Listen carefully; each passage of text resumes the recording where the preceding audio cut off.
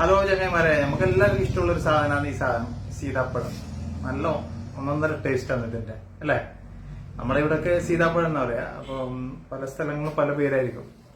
അപ്പോൾ ഇത് വാങ്ങി കഴിക്കുമ്പോഴുണ്ടല്ലോ, ശരിക്കും ശ്രദ്ധിച്ചിട്ട് വേണം കഴിക്കാൻ. കാരണം എന്ന് വെച്ച് കഴിഞ്ഞാൽ ഇത് ഫ്രഷ് സാധനം വാങ്ങിയാലും അതിൻ്റെ അടുത്തും പുഴു ഉണ്ടാവാറുണ്ട്. ഓക്കെ, ഫ്രഷ് എല്ലാത്തിലും ഉണ്ടാവാറില്ല. ചില സാധനങ്ങളിലൊക്കെ ഫ്രഷ് ആയാലും അതിൻ്റെ അകത്ത് പുഴു ഉണ്ടാവാറുണ്ട്. അങ്ങനെ കഴിഞ്ഞ പ്രാവശ്യം ഞാനൊന്ന് വാങ്ങിയിട്ടുണ്ടായിരുന്നു.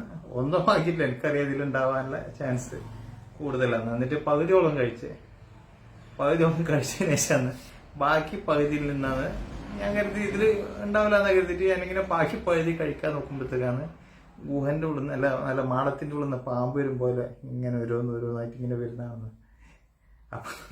അപ്പൊ തന്നെ ഞാൻ കളഞ്ഞ്. അപ്പോ ഇത് പിന്നെ കടക്കാരെ കുറ്റം പറഞ്ഞിരുന്ന കാര്യമില്ല. അവരും ഫ്രഷ് പോലെ അവർക്ക് കാണുന്ന അവര് കടയിൽ വാങ്ങിയിട്ട് വെക്കുന്നത്. അപ്പോൾ വാങ്ങി കഴിക്കുന്നത് നമ്മളാണ് ഇത് ശരിക്കും ശ്രദ്ധിക്കേണ്ടത്. ഓക്കെ, ശരിക്കും അതിന്റെ ഉൾഭാഗത്തെല്ലാം നോക്കിയിട്ട് വേണം കഴിക്കാൻ. കാരണം ഇതിന്റെ ടേസ്റ്റ് നല്ല ഒന്നൊന്നര ടേസ്റ്റാണ്.